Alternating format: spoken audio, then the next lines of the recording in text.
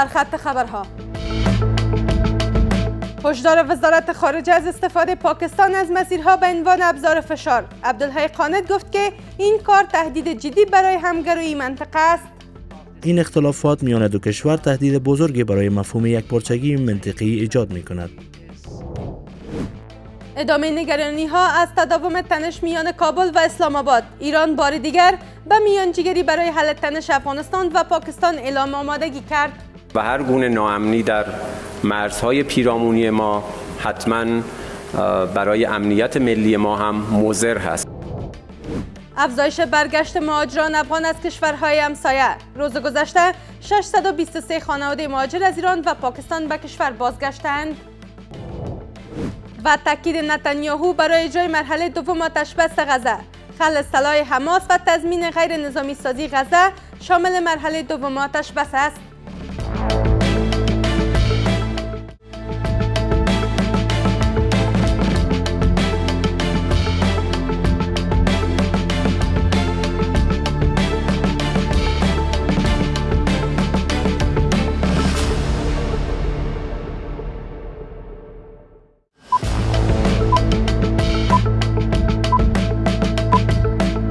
سلام و وقت شما بخیر. به مجموعه خبری این ساعت از میز خبر خوش آمدید. امروز دوشنبه 17 قوس 1404 هجری خورشیدی است که برابر میشد با 8 دسامبر 2025 میلادی.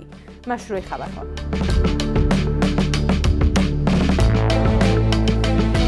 عبدالحی قانت رئیس مرکز مطالعات استراتژیک وزارت خارجه امارت اسلامی هشدار داد که مسیرهای تجاری میان کابل و اسلام آباد به ابزار فشار سیاسی پاکستان تبدیل شده است. او در حاشیه دومین روز مجمع دوحه گفت که این کار تهدید برای همگرایی منطقه‌ای است. گزارش از نصر نمیری. در حاشیه دومین روز مجمع دوحه در نشست ویژه‌ای با عنوان بهبود افغانستان از طریق اتصال منطقه‌ای گفتگوی ترمز، عبدالحی قانت رئیس مرکز مطالعات استراتژیک وزارت خارجه امارت اسلامی با اشاره به تنش‌های اخیر میان کابل و اسلام آباد هشدار داد که مسیرهای تجاری میان دو کشور اخیراً به ابزار فشار سیاسی تبدیل شدند و این امر تهدید برای همگرایی منطقه‌ای است. کاهش تنش بین افغانستان و پاکستان برای یکپارچگی منطقه‌ای بسیار حیاتی است، زیرا این مشکل مسیر جنوبی اتصال منطقه‌ای را غیر فعال می‌کند. اخیراً مسیرهای تجاری با عنوان ابزار سیاسی به کار گرفته شده و این اختلافات میان دو کشور تهدید بزرگی برای مفهوم یکپارچگی منطقه‌ای ایجاد می‌کند. آقای قانت در بخش از سخنانش تاکید کرد که رویکرد اقتصاد محور برخی کشورها نتایج ملموسی در تجارت، ترانزیت و روابط سیاسی و مردمی به همراه داشته است.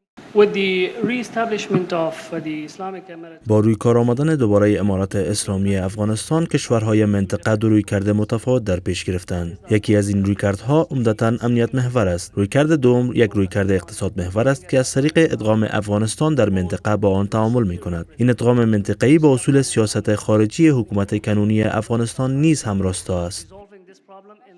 در این پنل ویژه، نماینده ویژه رئیس جمهور ازبکستان برای افغانستان با تاکید بر همکاری با مقامات کنونی افغانستان گفت که حل مشکلات امنیتی و گروه‌های هراس افغان تنها از مسیر تعامل با مقامات افغانستان امکان پذیر است. من نمیگویم که هیچ مشکلی در افغانستان وجود ندارد. قطعاً مشکلاتی وجود دارد که به مسائل امنیتی و گروه‌های تروریستی مربوط می شود. اما اگر از مسیر همکاری با مقامات کنونی افغانستان وارد نشویم، این مشکلات چگونه می توانند حل شوند؟ به همین دلیل ما حوزه‌های مختلفی از همکاری را توسعه داده ایم، از جمله در مبارزه با افراطگرایی که این مسئولیت امروز بر عهده مقامات کنونی افغانستان است. همچنین رئیس مؤسسه مطالعات راهبردی و منطقه‌ای ازبکستان همکاری اقتصادی را بهترین راه برای توسعه افغانستان دانست و افزود که بدون مشارکت فعال این کشور در اقتصاد منطقه، ثبات پایدار در آسیای مرکزی امکان پذیر نخواهد بود. ما در ازبکستان معتقدیم که رویکرد متفاوت لازم است. موضوع ما روشن است. همکاری اقتصادی بهترین و مؤثرترین ابزار برای حمایت از توسعه افغانستان است. آسیای مرکزی مستقیما تحت تاثیر تحولات افغانستان قرار دارد و نکته مهم این است که بدون مشارکت واقعی افغانستان در فرآیندهای اقتصادی منطقه قادر نخواهیم بود ثبات پایدار در کل منطقه را محقق کنیم. When it comes to connectivity, there is وقت صحبت از اتصال و پیوند می شود انواع مختلفی وجود دارد. یکی از این پیوندها که ما دنبال می کنیم پل زدن و برطرف کردن شکافها و همچنین مرتبط ساختن خود افغانستان با جامعه بین المللی است تا این کشور به عنوان بستر در فرآیندهای سازمان ملل باقی بماند. ما از تاثیر مثبت حفظ افغانستان در صحنه بین المللی و دستور کار جهانی آگاهیم و می خواهیم این روند را تسریع کنیم. گفتنی است که مجمع دوحه با موضوع عدالت در عمل فراتر از وعده ها به سوی پیشرفت روز شنبه آغاز شد و حدود 5000 شرکت کننده از 160 کشور در آن حضور داشتند. این مجمع پس از 2 روز پایان یافت.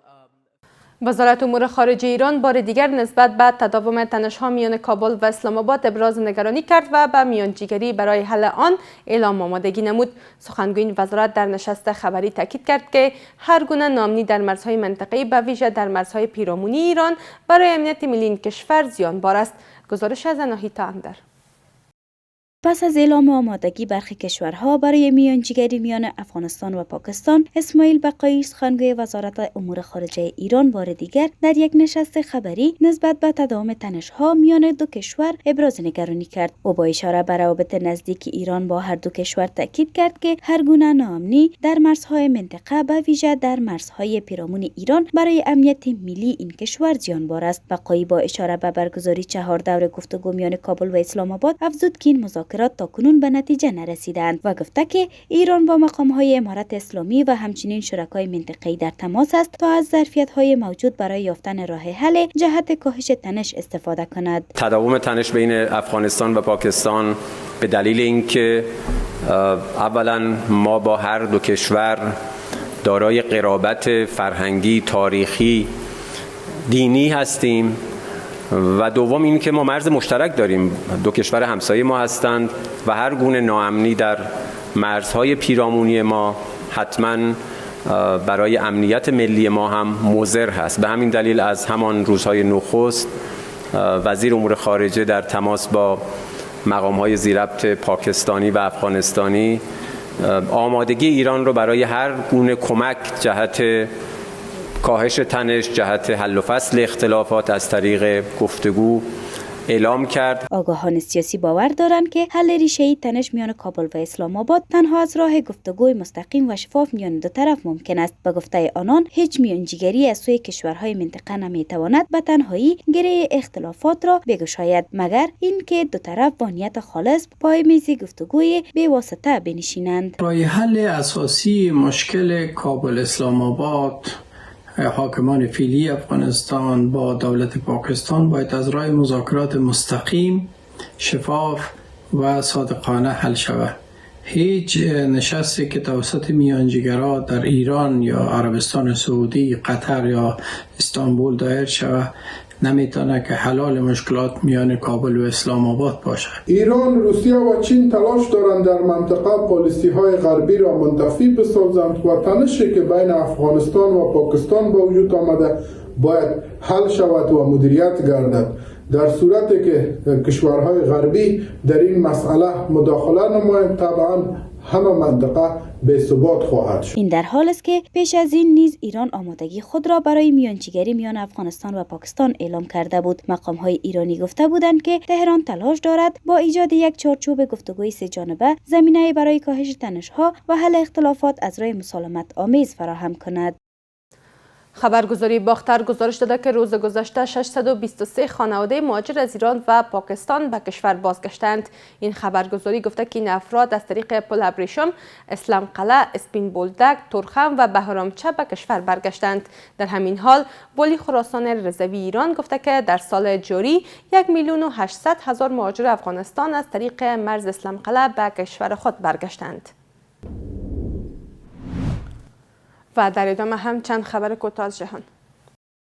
بنیامین نتانیاهو نخست وزیر اسرائیل در دیدار با نخست وزیر آلمان گفته که در پایان این ماه با دونالد ترامپ رئیس جمهوری آمریکا درباره پیشبرد مرحله دوم آتشبس غزه گفتگو می‌کند. خلع صلح کامل حماس و تضمین غیر نظامی سازی غزه شامل مرحله دوم آتش بس است. باسم نعیم یکی از مقام‌های ارشد حماس گفته که پیشنویس طرح صلح امریکا نیاز به توضیحات بیشتر دارد، اما به هیچ عنوان نمی‌پذیرند که نیروی تثبیت بین المللی مسئولیت خلع صلح حماس را بر عهده بگیرد. ولودیمیر زلنسکی رئیس جمهوری اوکراین برای گفتگو درباره طرح صلح آمریکا عازم لندن شده است. او قرار است با رهبران بریتانیا، فرانسه و آلمان دیدار کند. این در حالی است که دونالد ترامپ مدعی شده که هیئت اوکراینی طرح صلح او را پذیرفته، اما زلنسکی هنوز آن را نخوانده است. اختلاف‌ها بر سر آینده دونباس و میزان کاهش توان نظامی اوکراین همچنان از موانع اصلی مذاکرات است. همزمان راهبرد امنیت ملی جدید آمریکا که روسیه را تهدید مستقیم نمی‌داند، با نگرانی گسترده در اروپا روبرو شده است. سرگی ریابکوف معاون وزیر خارجه روسیه از امریکا خواست در قبال ونزوئلا خویشتن‌داری نشان بدهد و از حرکت به سمت یک درگیری تمام عیار خودداری کند. او با اشاره به اینکه روسیه در بسیاری از زمینه‌ها از ونزوئلا حمایت می‌کند، خاطر نشان کرد که در شرایط کنونی شانه به شانه در کنار ونزوئلا و نیکولاس مادورو ایستادند. این در حالی است که دونالد ترامپ از حمله زمینی قریب الوقوع به خاک ونزوئلا خبر داده است. سپاسگزاری میکنم از همراهی شما. تا این دم به همین ترتیب رسیدیم به پایان مجموعه خبری این ساعت از میز خبر. تا دیدار بعد بدرود.